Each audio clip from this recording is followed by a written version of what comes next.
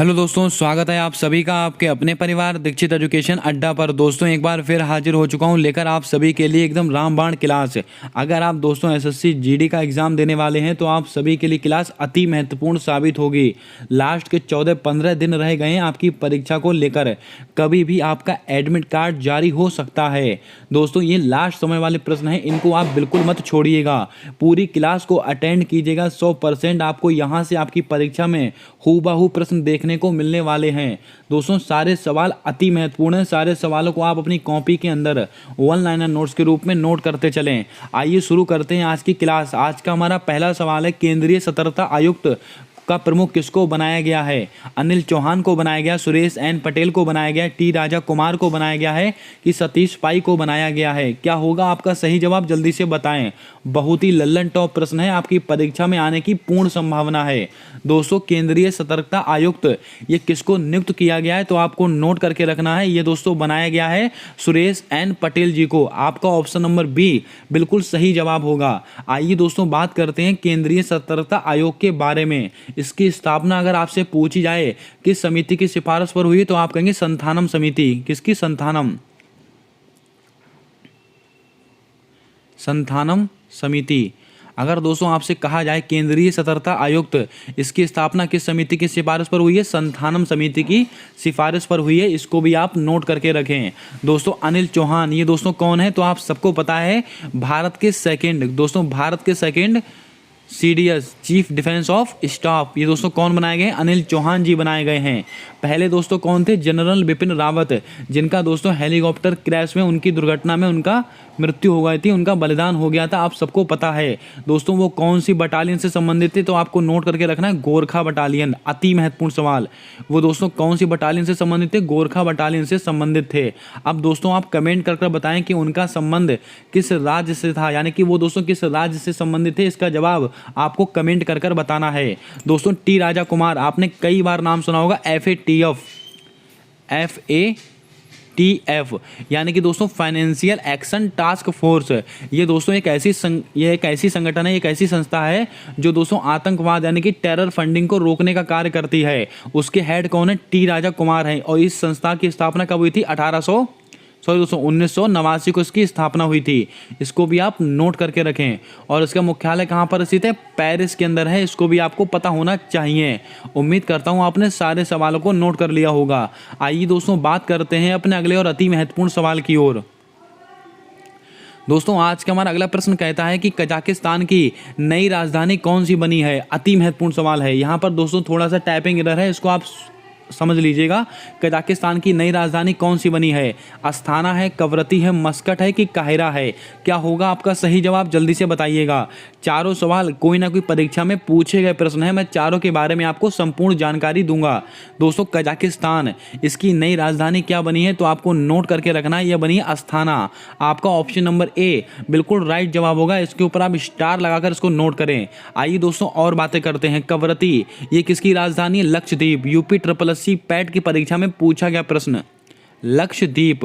दोस्तों लक्षद्वीप की राजधानी कौन सी है? कवरती। दोस्तों मस्कट ये किसकी राजधानी है? ओमान। यह भी परीक्षा में पूछा गया प्रश्न है। अगर आपसे कहा जाए कि ओमान की राजधानी कौन सी है? मस्कट। काहिरा इसके ऊपर लगाएगा मोस्ट इंपॉर्टेंट दोस्तों, क्योंकि ये किसकी राजधानी? मिस्र की राजधानी है। इजिप्ट मिस्र। ये कहाँ की राजधानी? मिस्र की। जहाँ पर दोस्तों COP27 इसका आयोजन हुआ है इजिप्ट मिस्र में। अगर आपसे कहा जाए कि COP27 कॉन्फ्रेंस ऑफ पार्टीज इसकी दोस्तों 27 कहाँ पर हुआ है? ये इजिप्ट मिस्र में हुआ है। इसकी राजधानी क्या है? काहिरा। इसको आप नोट करके रखें। अब दोस्तों आप कमेंट करके बताएं COP26 कौन सा? दोस्तों COP26 इसका आयोजन कहाँ पर हुआ था? इसका जवाब आपको कमेंट कर बताना है। आइए दोस्तों बात करते हैं अपने अगले और अति महत्वपूर्ण सवाल की ओर। ये लीजिए दोस्तों, वही सवाल आपके सामने फिर से आ गया। COP27 का आयोजन कहाँ हुआ है या कहाँ होगा? दोस्तों मिस्र में है, ग्लासगो, पेरिस, बर्लिन। यहाँ पर दोस्तों पूरे कॉप का आपको इतिहास मैं आपको बताने वाला हूँ। COP27 इसका आयोजन कहाँ पर हुआ है तो आप सबको पता है, मैंने भी आपको बताया है कहाँ पर हुआ है? मिस्र में। और मिस्र की राजधानी क्या है? काहिरा। या दोस्तों आपको ऑप्शन में इजिप्ट लिखकर भी आ सकता है। आइए दोस्तों बात करते हैं ऑप्शंस को लेकर। ग्लासगो अति महत्वपूर्ण। यहाँ पर क्या हुआ? COP26 का आयोजन दोस्तों कहाँ पर हुआ है? ग्लासगो में हुआ है। पेरिस यहाँ पर दोस्तों क्या हुआ है? COP21 COP21 का आयोजन कहाँ पर हुआ? पेरिस में, बर्लिन। यहाँ पर दोस्तों क्या हुआ? COP first. अगर आपसे कहा जाए कि COP फर्स्ट इसका आयोजन कहाँ पर हुआ है? बर्लिन में। और स्थापना कब हुई थी? 1995 में। इसको आप नोट कर लें, अति महत्वपूर्ण सवाल है आपकी परीक्षा को लेकर। ये सारे सवाल आपको याद होने चाहिए, कोई ना कोई परीक्षा में आपकी छपेगा और आपके माँ बाप के सपने को पूरा करेगा। आइए दोस्तों बात करते हैं अपने अगले और अति महत्वपूर्ण सवाल की ओर। दोस्तों हमारा अगला सवाल कहता है कि FATF, अभी मैंने आपको डिस्कस किया था, इसका मुख्यालय कहाँ पर स्थित है? पेरिस में स्थित है, जिनेवा में स्थित है, न्यूयॉर्क में स्थित है या वाशिंगटन DC में स्थित है? कुछ महत्वपूर्ण संस्थाओं के मुख्यालय यहाँ पर मैं आपको नोट कराऊंगा, नोट कीजिएगा उनको। FATF financial action task force, इसका मुख्यालय कहाँ पर स्थित है? तो मैंने अभी आपको बताया था कि ये पेरिस में स्थित है। आपका ऑप्शन नंबर ए बिल्कुल राइट जवाब होगा। स्थापना कब हुई है? 1989 में। T राजा कुमार इसके हेड है, हमने डिस्कस कर लिया है। अब बात करते हैं दोस्तों जिनेवा को लेकर। जिनेवा में किसका किसका मुख्यालय स्थित है? तो आप सबको पता है WHO, इसको आप नोट कीजिएगा। WHO वर्ल्ड हेल्थ ऑर्गेनाइजेशन, इसका मुख्यालय कहाँ पर स्थित है? जिनेवा में। WTO विश्व व्यापार संगठन, इसका दोस्तों मुख्यालय कहाँ पर स्थित है? जिनेवा में। और एक दोस्तों ILO अंतर्राष्ट्रीय श्रम संगठन, इसका मुख्यालय दोस्तों कहाँ पर स्थित है? जिनेवा में। इन सब चीज़ों का मुख्यालय कहाँ पर स्थित है? जिनेवा के अंदर स्थित है। इसको आप नोट करके रखें। दोस्तों WHO, इसकी स्थापना कब हुई थी? 7 अप्रैल 1948 को हुई थी। आप सबको रटा हुआ होगा। दोस्तों WTO 1 जनवरी 1995 WTO की स्थापना हुई है, इसको भी आप नोट कर लें। न्यूयॉर्क में दोस्तों किसका मुख्यालय स्थित है? UNO, इसका मुख्यालय कहाँ पर स्थित है? न्यूयॉर्क में स्थित है। इसकी स्थापना कब हुई थी? 24 अक्टूबर 1945, इसको भी आप नोट कर लें। दोस्तों वाशिंगटन DC, यहाँ पर दोस्तों आप याद रखिएगा वर्ल्ड बैंक, किसका दोस्तों? एक वर्ल्ड बैंक और एक IMF, इन दोनों का मुख्यालय दोस्तों कहाँ पर स्थित है? वाशिंगटन DC में स्थित है। इसको भी आप नोट करके रखें। वर्ल्ड बैंक और IMF, इन दोनों को दोस्तों जुड़वा बहनें कहा जाता है, आप सबको अच्छी तरह से पता होगा। अब दोस्तों एक सवाल मैं आपसे पूछता हूँ, कमेंट कर बताइएगा कि दोस्तों IMF इसकी स्थापना किस, वर्ल्ड बैंक और IMF इसकी स्थापना किस सम्मेलन की सिफारिश पर हुई थी? इसका जवाब आपको कमेंट में छाप कर बताना है। ये सारे सवाल आपकी परीक्षा के लिए अति महत्वपूर्ण है, नोट कीजिएगा। आइए बढ़ते हैं अपने अगले और अति महत्वपूर्ण सवाल की ओर। दोस्तों आज का हमारा अगला प्रश्न कहता है कि EOS 02 तथा आज़ादी सेट को किसके द्वारा लॉन्च किया गया? इसके ऊपर आप मोस्ट इंपॉर्टेंट डाल के रखिएगा, आपकी परीक्षा में आपको सिलेक्शन दिलाने वाला सवाल है। PSLV C52, PSLV C53, SSLV या PSLV C25, क्या होगा आपका सही जवाब? जल्दी से बताइएगा।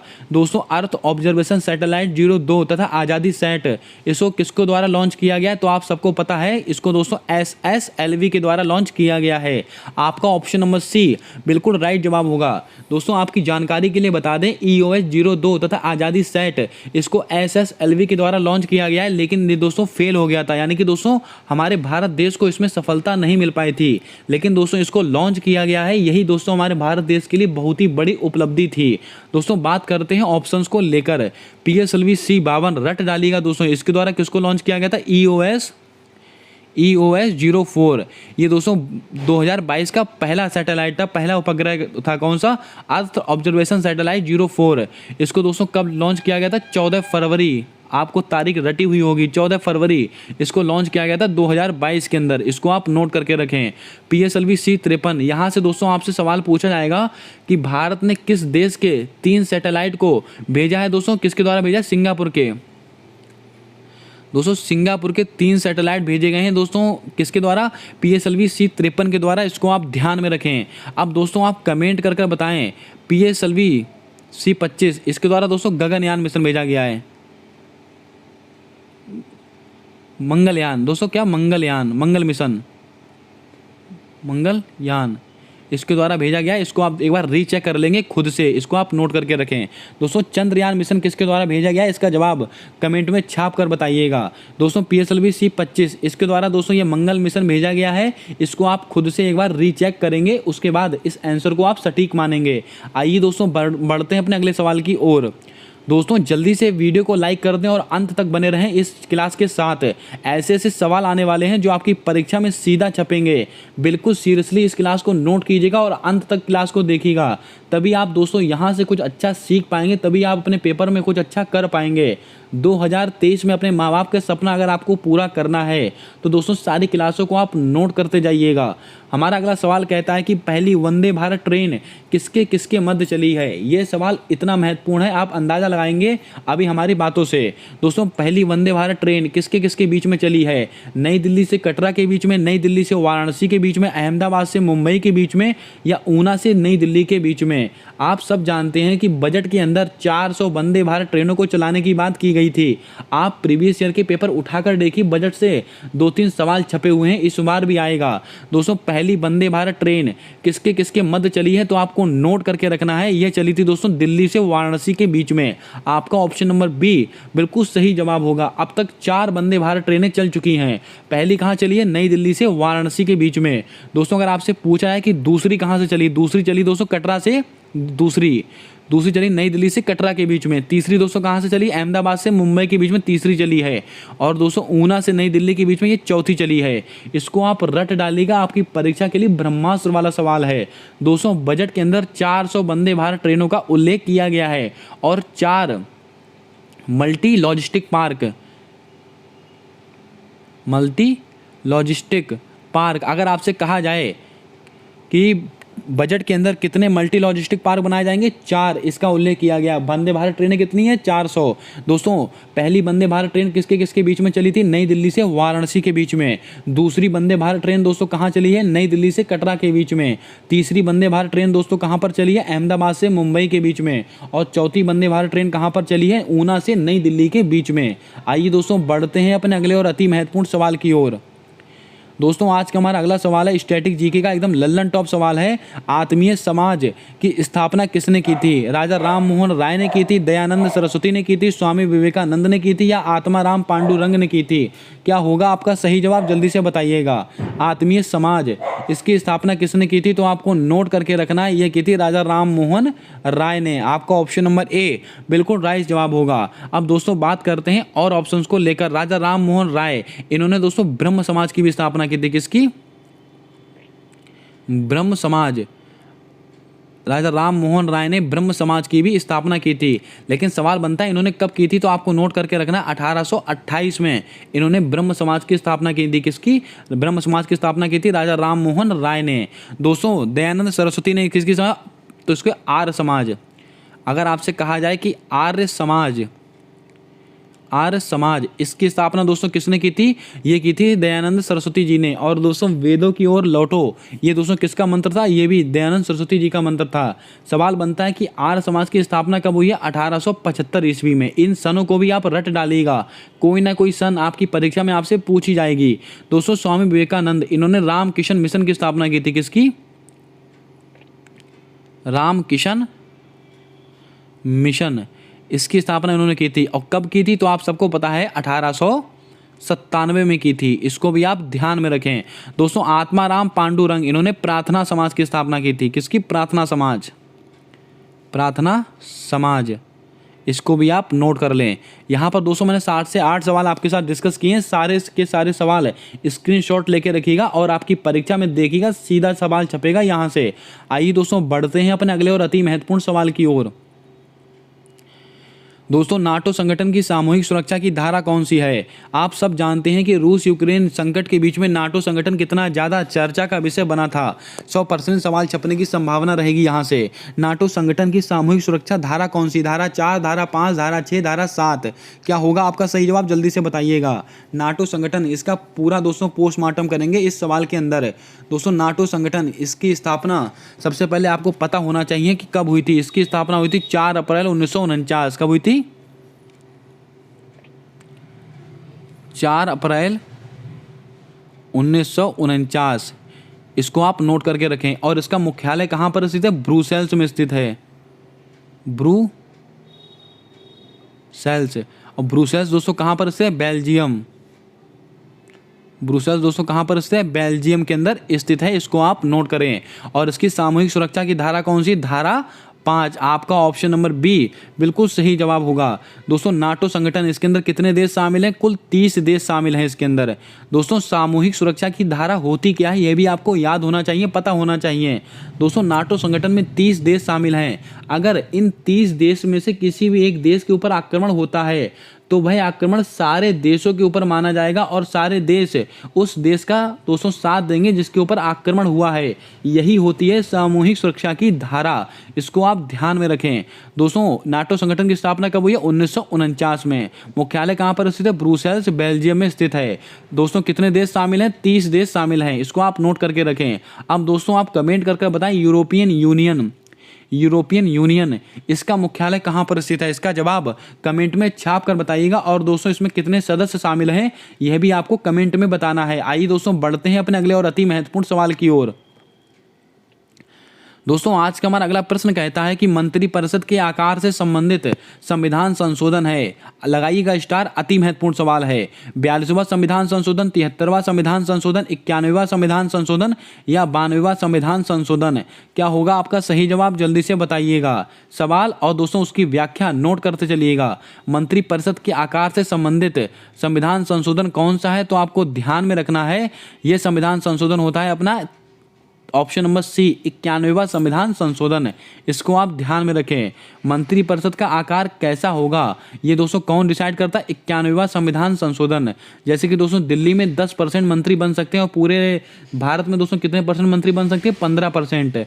इसी से संबंधित है मंत्रिपरिषद का आकार। आइए दोस्तों बात करते हैं ऑप्शंस को लेकर। 42वां संविधान संशोधन कब का है? 1976 से संबंधित है, इसको आप नोट करके रखें। 73वां संविधान संशोधन कब का? 1992 का दोस्तों अधिनियम है। कब का? 1992 का। लेकिन लागू कब हुआ था? 1993 में लागू हुआ था। और दोस्तों बात करते हैं 42वें संविधान संशोधन के द्वारा, क्योंकि बहुत बार परीक्षा में पूछा गया सवाल है। 42वां संविधान संशोधन दोस्तों इसको लघु संविधान भी कहा जाता है। और दोस्तों अगर आपसे कहा जाए शिक्षा है, वन है, वन्य जीव है, माप तौल है, जनसंख्या है, इसको दोस्तों संवर्धित सूची में डाला गया था 42वें संविधान संशोधन के द्वारा। और दोस्तों 42वें संविधान संशोधन में ही प्रस्तावना में एकमात्र बार संशोधन हुआ था, फिर 3 शब्द जोड़े गए थे। उन 3 शब्दों को आप रट डालिएगा। कौन से दोस्तों? समाजवाद,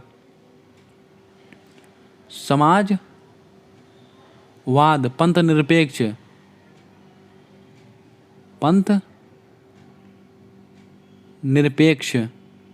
समाजवाद, पंथ निरपेक्ष और अखंडता।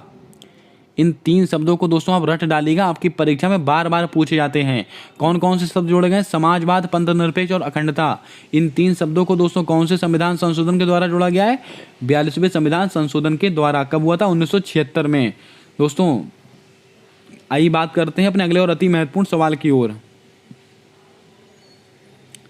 दोस्तों आज का हमारा अगला सवाल कहता है कि हिंद स्वराज पुस्तक के रचयिता कौन है? कई बार परीक्षाओं में रिपीट हुआ सवाल है। सुभाष चंद्र बोस, महात्मा गांधी या जवाहरलाल नेहरू या बाल गंगाधर तिलक? क्या होगा आपका सही जवाब? जल्दी से बताएं। दोस्तों हिंद स्वराज इस पुस्तक के रचयिता कौन है? तो आप सबको रटा हुआ यह सवाल होगा, तो दोस्तों इसके उत्तर है महात्मा गांधी। आपका ऑप्शन नंबर बी बिल्कुल राइट जवाब होगा। इसके ऊपर आप स्टार लगाकर इसको नोट करेंगे। यहाँ पर दोस्तों एक ऑप्शन आया नेताजी सुभाष चंद्र बोस, अति महत्वपूर्ण। अगर आपसे कहा जाए 1939 इन्होंने दोस्तों क्या किया था? फॉरवर्ड ब्लॉक की स्थापना की थी। फॉरवर्ड ब्लॉक, अगर आपसे कहा जाए कि फॉरवर्ड ब्लॉक इसकी स्थापना किसने की है? नेताजी सुभाष चंद्र बोस। और दोस्तों 1938 दोस्तों इसका हरिपुरा अधिवेशन दोस्तों हरिपुरा अधिवेशन इसकी अध्यक्षता किसने की थी? ये नेताजी सुभाष चंद्र बोस ने ही की थी। और 23 जनवरी को दोस्तों कौन सा दिवस मनाया जाता है? इसका जवाब आपको कमेंट कर बताना है। 23 जनवरी इसको कौन सा दिवस मनाया जाता है? इसका जवाब आपको कमेंट कर बताना है। दोस्तों जल्दी से वीडियो को लाइक कर दें और अभी तक आपने अगर हमारे चैनल को सब्सक्राइब ना किया हो तो सब्सक्राइब करके बेल वाला आइकन ध्यान से दबा दें, क्योंकि आने वाली सारी वीडियोज़ के अपडेट आप तक आसानी से पहुँचते रहें। सारे सवाल अति महत्वपूर्ण है, पूरी वीडियो को देखिएगा।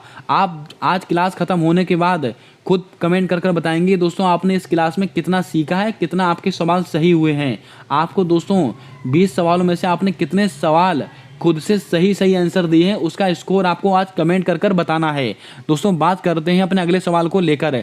सुप्रीम कोर्ट से संबंधित अनुच्छेद कौन सा है? अनुच्छेद 32, अनुच्छेद 226, अनुच्छेद 124, अनुच्छेद 129।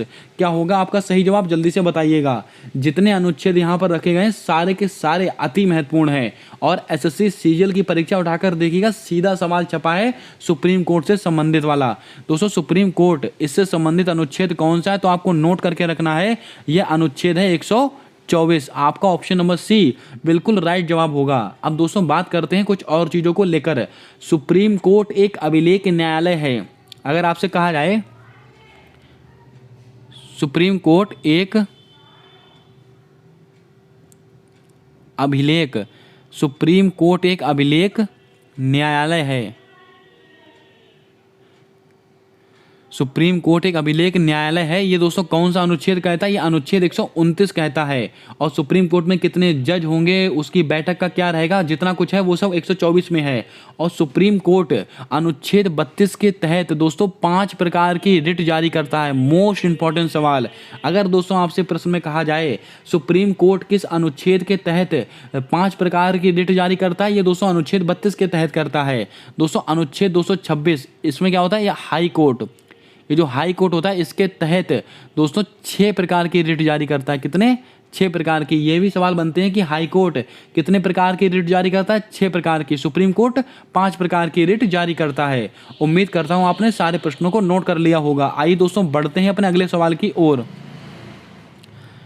दोस्तों आज का हमारा अगला सवाल कहता है कि नीति आयोग की स्थापना किस वर्ष हुई थी? मोस्ट इंपॉर्टेंट क्वेश्चन है। 1 जनवरी 2015 को हुई है, 1 जनवरी 1995 को हुई है, 1 जनवरी 1958 को हुई है, 15 अगस्त 1969 को हुई है। क्या होगा आपका सही जवाब? जल्दी से बताएं। यहाँ पर मैं 4 संगठन आपको बताने वाला हूँ, 4 संस्थाएं बताऊंगा जो अति महत्वपूर्ण हैं।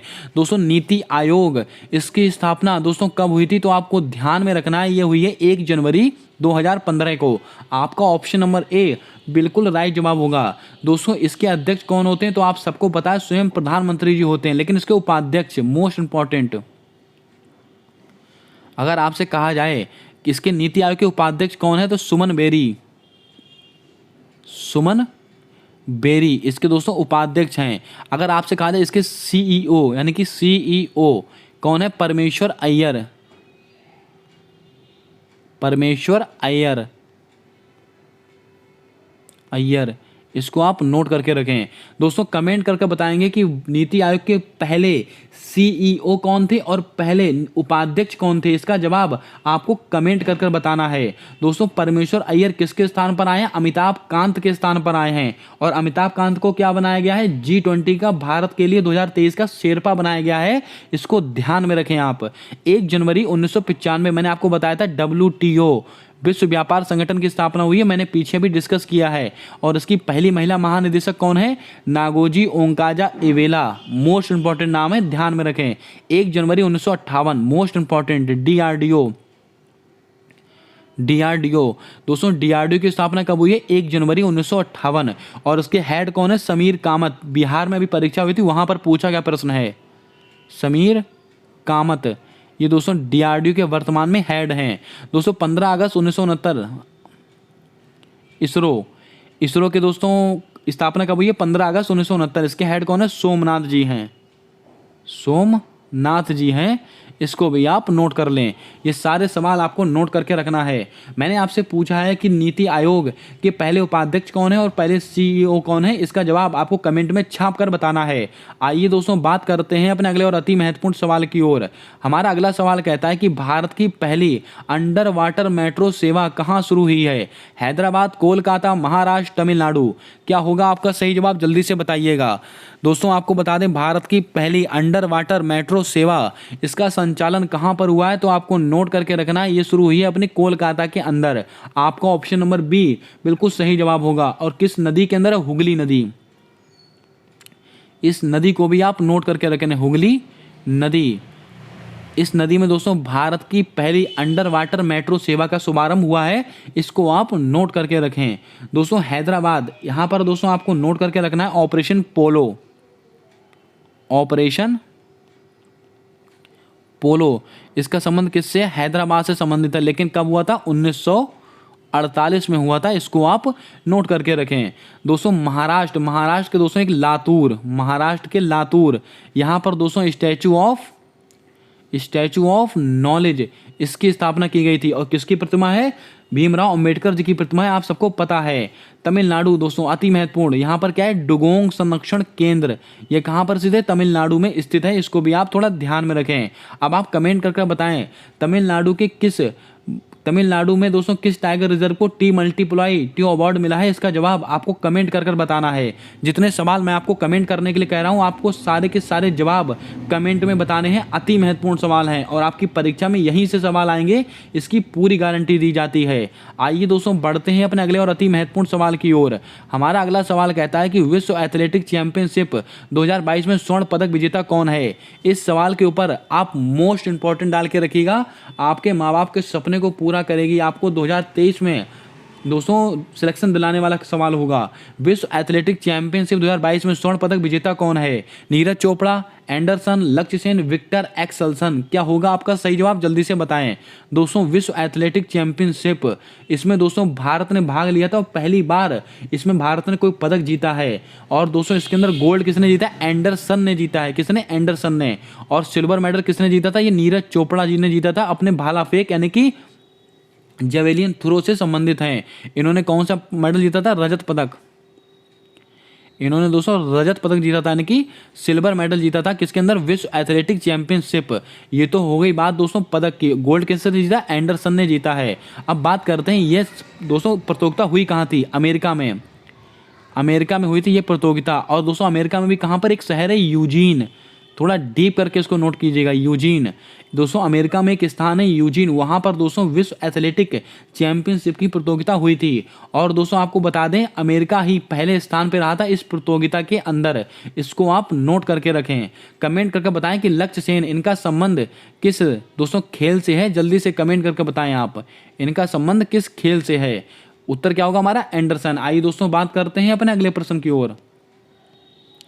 दोस्तों आज का हमारा अगला सवाल कहता है कि यूनेस्को ग्लोबल लर्निंग सिटीज में कौन शामिल नहीं है, यानी कि कौन सा शहर शामिल नहीं है? दोस्तों यहाँ पर एक टाइपिंग एरर है, इसको मैं आपको बताने वाला हूँ। यूनेस्को ग्लोबल लर्निंग सिटीज में कौन सा शहर शामिल नहीं है? त्रिशूर, नीलांबुर, वारंगल, तेलंगाना। क्या होगा आपका सही जवाब? जल्दी से बताएं। दोस्तों आपको बता दें यहाँ पर त्रिशूल, नीलांबुर और वारंगल, यहाँ पर त्रिशूल नहीं होगा, यहाँ पर त्रिशूर होगा। ये दोस्तों कहाँ का है? ये केरल का है। और ये दोनों कहाँ के हैं? तेलंगाना के हैं। तेलंगाना। तो दोस्तों यहाँ पर आप तेलंगाना काट के कुछ भी ऑप्शन में रख लीजिएगा, हरियाणा वगैरह कुछ भी रख लीजिएगा, यही आपका सही जवाब हो जाएगा। क्योंकि दोस्तों ये दोनों जगह तो तेलंगाना में है ही, तो ये तेलंगाना तो दोस्तों एक तरीके से शामिल हो गया ना। तो इसको आप ऐसे याद करेंगे। यूनेस्को ग्लोबल लर्निंग सिटीज में कौन कौन से शहर शामिल हैं? ये त्रिशूर शामिल है, जो कि केरल में है। कहाँ पर? केरल में है। और नीलांबुर शामिल है और वारंगल शामिल है। इसको आप नोट करके रखें। दोस्तों आपसे मैं पूछ रहा हूं, बताइएगा यूनेस्को शांति पुरस्कार 2022 किसको मिला है? यूनेस्को शांति पुरस्कार किसको मिला है? तो आपको कहना है एंजेला मर्केल। इनको दोस्तों यूनेस्को शांति पुरस्कार 2022 के द्वारा सम्मानित किया गया है। इसको भी आप ध्यान में रखें। आइए दोस्तों बढ़ते हैं अपने अगले और अति महत्वपूर्ण सवाल की ओर। हमारा अगला सवाल कहता है कि हर घर जल वाला पहला जिला कौन सा बना है? लगाइएगा स्टार। आपकी परीक्षा का ब्रह्मास्त्र सवाल। बुरहानपुर, गोवा, अंडमान निकोबार, राजस्थान। क्या होगा आपका सही जवाब? जल्दी से बताइएगा। देश का पहला हर घर जल वाला, दोस्तों यहाँ पर सवाल ऐसा होना चाहिए था कि देश का पहला हर घर जल वाला परमाणन जिला। दोस्तों परमाणन जिला कौन सा है? तो आपको याद में रखना है, यह है अपना बुरहानपुर। और बुरहानपुर कहाँ पर स्थित है? ये मध्य प्रदेश में स्थित है। कहाँ पर? मध्य प्रदेश में। ये तो दोस्तों आपके सवाल का जवाब हो गया। देश का पहला हर घर जल वाला दोस्तों जिला कौन सा है? बुरहानपुर, मध्य प्रदेश। अगर आपसे कहा जाए कि देश का पहला हर घर जल वाला राज्य कौन सा है? गोवा। देश का पहला हर घर जल वाला यूटी कौन सा है? तो आप कहेंगे अंडमान निकोबार। इसको आप ध्यान में रखें। कमेंट करके बताएं कि जल जीवन मिशन इसकी शुरुआत कब हुई थी? इसका जवाब कमेंट में छाप कर बताएं। तब तक गोवा के बारे में मैं आपको थोड़ी सी जानकारी देता हूं। दोस्तों गोवा, इसके वर्तमान में मुख्यमंत्री कौन है? प्रमोद सावंत। कौन है? प्रमोद सावंत। दोस्तों गोवा में कितनी सीटें विधानसभा की? 40 सीटें, क्योंकि हाल ही में यहाँ पर विधानसभा के चुनाव संपन्न हुए थे। गोवा के मुख्यमंत्री कौन है? प्रमोद सावंत। अगर आपसे कहा जाए भारत का पहला रेबीज मुक्त दोस्तों राज्य कौन सा है? गोवा। अब अगर आपसे कहा जाए भारत का पहला हर घर जल वाला राज्य कौन सा है? गोवा। दोस्तों गोवा को अलग से राज्य का दर्जा कब दिया गया था? तो आप कहेंगे 1987 को दिया गया था अलग से राज्य का दर्जा। और कौन से संविधान संशोधन के द्वारा? 56वें संविधान संशोधन के द्वारा। इसको भी आप नोट करके रखें। दोस्तों गोवा को पुर्तगाल से दोस्तों हमने कब आज़ाद कराया था? 1961 को कराया था। इसको भी आप ध्यान में रखें। इतनी जानकारी आपको नोट होनी चाहिए। आइए दोस्तों बात करते हैं अपने अगले और अति महत्वपूर्ण सवाल की ओर। दोस्तों आज का हमारा अगला प्रश्न कहता है कि सत्रिया नृत्य किस राज्य से संबंधित है? केरल, तमिलनाडु, असम, चेन्नई। क्या होगा आपका सही जवाब? जल्दी से बताइएगा। सत्रिया नृत्य ये किस राज्य से संबंधित है? तो आप सबको रटा हुआ होगा, ये असम से संबंधित है। आपका ऑप्शन नंबर सी बिल्कुल करेक्ट जवाब होगा। इसके ऊपर आप स्टार लगाकर इसको नोट करेंगे। सत्रिया नृत्य इसका संबंध किस राज्य से है? असम से है। आइए दोस्तों कुछ और जानकारी आपको देता हूँ। दोस्तों केरल से कथकली और मोहिनी अट्टम।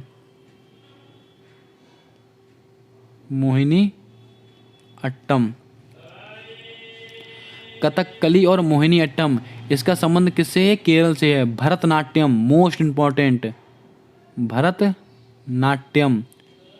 कथकली और मोहिनी अट्टम दोस्तों कहाँ के? केरल के। भरतनाट्यम कहाँ का है? तमिलनाडु का है। इसको भी आप नोट करके रखें। दोस्तों पोंगल, इसके अलावा अगर आपसे कहा जाए पोंगल त्योहार दोस्तों कहाँ मनाया जाता है? तो आप कहेंगे ये तमिलनाडु में मनाया जाता है। लेकिन अगर आपसे कहा जाए अट्टूकल पोंगल, मोस्ट इंपॉर्टेंट सवाल, अट्टूकल पोंगल ये दोस्तों कहाँ पर सेलिब्रेट किया जाता है? तो आप कहेंगे केरल के अंदर। इसको आप नोट करके रखें। बहुत ही माइनर सा डिफरेंस है, आपको परीक्षा में घुमा सकता है ये सवाल। आइए दोस्तों बात करते हैं अपने अगले सवाल की ओर। तब तक आप कमेंट करके बताएं कि संगाई फेस्टिवल इसका आयोजन कहाँ पर किया जाता है। इसका जवाब कमेंट करके बताना है आपको। आइए दोस्तों बढ़ते हैं अगले सवाल की ओर। दोस्तों आज का हमारा अगला प्रश्न कहता है कि बोनालू त्योहार कहाँ सेलिब्रेट किया जाता है? केरल, असम, तेलंगाना, गोवा। क्या होगा आपका सही जवाब? जल्दी से बताएं। दोस्तों जल्दी से वीडियो को लाइक कर दें और चैनल को सब्सक्राइब करके बेल वाला आइकन ध्यान से दबा दें और इस सीरीज़ को फॉलो करते चलें। सारे नोट्स आपके दोस्तों परीक्षा से पहले रिवाइज करके जाएं। 100% आपकी परीक्षा में सीधा सवाल छपेगा इस वीडियो के अंदर से, इन क्लासेस के अंदर से। आप दोस्तों आपके ऊपर है कि आपको कहाँ पर क्लास लेनी है, कहाँ पर क्लास नहीं लेनी है। आपको ज्ञान नहीं लेना है, आपको सिलेक्शन लेना है। सारे सवाल दोस्तों आपके प्रीवियस ईयर पेपर को देखकर तैयार किए गए। सारे सवालों को वन लाइनर नोट्स के रूप में नोट करते चलें। अगला सवाल है कि बोनालू त्योहार कहाँ पर सेलिब्रेट किया जाता है? तो आपको नोट करके रखना है, ये तेलंगाना में सेलिब्रेट किया जाता है। आपका ऑप्शन नंबर सी बिल्कुल सही जवाब होगा। दोस्तों तेलंगाना, यहाँ पर दोस्तों एक फेस्टिवल मनाया जाता है। कौन सा है? यहाँ पर दोस्तों एक और फेस्टिवल है तेलंगाना, मेदराम जात्रा, मोस्ट इंपॉर्टेंट। मेदराम जात्रा ये दोस्तों कहाँ पर मनाया जाता है? ये दोस्तों तेलंगाना में ही मनाया जाता है। भारत का दूसरा सबसे बड़ा मेला कौन सा? मेदराम जात्रा कहाँ पर? तेलंगाना में। बोनालू फेस्टिवल दोस्तों कहाँ पर मनाया था? तेलंगाना में। दोस्तों तेलंगाना में एक फेस्टिवल अभी और बाकी बचा, जल्दी से बताएं। उसको फूलों का त्यौहार भी कहते हैं, उसका क्या नाम है? जल्दी से कमेंट करके बताएंगे आप। दोस्तों केरल, अभी मैंने आपको कुछ बताया था, उसको भी आप थोड़ा ध्यान में रखें। आइए दोस्तों बढ़ते हैं अपने अगले सवाल की ओर। दोस्तों हमारा अगला सवाल कहता है कि फॉरवर्ड ब्लॉक इसकी स्थापना कब हुई थी? ये सवाल मैंने पीछे डिस्कस कर लिया है। इसकी स्थापना कब हुई थी? 1939 में हुई थी। यहाँ पर दोस्तों ऑप्शन गलत देके रखे हुए हैं। फॉरवर्ड ब्लॉक इसकी स्थापना दोस्तों कब हुई थी? तो आप सबको पता है 1939 को। आप इसको यहाँ पर काट के 1939 कर लीजिएगा। कब हुआ था? 1939 में दोस्तों फॉरवर्ड ब्लॉक की स्थापना हुई थी। तो आपका ऑप्शन नंबर बी बिल्कुल सही जवाब होगा। किसने की थी? नेताजी सुभाष चंद्र बोस ने की थी। किसने की थी? नेताजी सुभाष चंद्र बोस। मैंने आपसे पूछा था पहले 23 जनवरी इसको क्या मनाया था? तो आप सबको नोट करेंगे, पराक्रम दिवस इसको सेलिब्रेट किया जाता है। इसको भी आप नोट करके रखें। सवाल कई बार परीक्षा में रिपीट हुआ है। 1931 इसको दोस्तों क्या हुआ था? तो आप सबको पता है, कराची अधिवेशन। ये कब हुआ था? 1931 में हुआ था। अगर आपसे प्रश्न में कहा जाए कि महात्मा गांधी जी को काले झंडे किसने कब दिखाए गए थे, कराची अधिवेशन के दौरान दिखाए गए थे, और कराची अधिवेशन की अध्यक्षता किसने की थी, सरदार वल्लभ भाई पटेल जी ने की थी। इसको आप नोट करके रखें। अब दोस्तों आप कमेंट करके बताएं कि सरदार भगत सिंह, सुखदेव और राजगुरु इनको फांसी कब दी गई थी, पूरी डेट आपको छाप कर बतानी है। आइए दोस्तों बढ़ते हैं अपने अगले और अंतिम सवाल की ओर। दोस्तों आज का हमारा अगला सवाल कहता है कि ड्रोन नीति 2022 को तैयार करने वाला देश का पहला राज्य कौन सा है, तमिलनाडु, हिमाचल प्रदेश, पश्चिम बंगाल, मध्य प्रदेश। क्या होगा आपका सही जवाब, जल्दी से बताएं। ड्रोन नीति 2022 इसको तैयार करने वाला पहला राज्य कौन सा है, तो आपको नोट करके रखना है, ये हमारा हिमाचल प्रदेश है। आपका ऑप्शन नंबर बी बिल्कुल सही जवाब होगा। अब दोस्तों कमेंट करके बताएं कि वर्तमान में हिमाचल प्रदेश के मुख्यमंत्री कौन है। अभी हाल ही में दोस्तों इनको नियुक्त किया गया है। इसका जवाब आप कमेंट करके बताएंगे जल्दी से।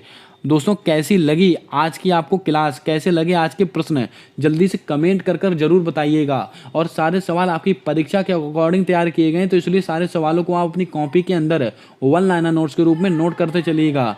कमेंट करके बताएं दोस्तों आपके 20 में से कितने सवाल आपको आते थे, कितने नहीं आते थे, पूरा स्कोर आप कमेंट करके बताएंगे। मिलते हैं आने वाले अगली वीडियो में, तब तक के लिए जय हिंद, जय भारत। दोस्तों अपना सपोर्ट हमारे यूट्यूब चैनल के साथ हमेशा बनाकर रखें।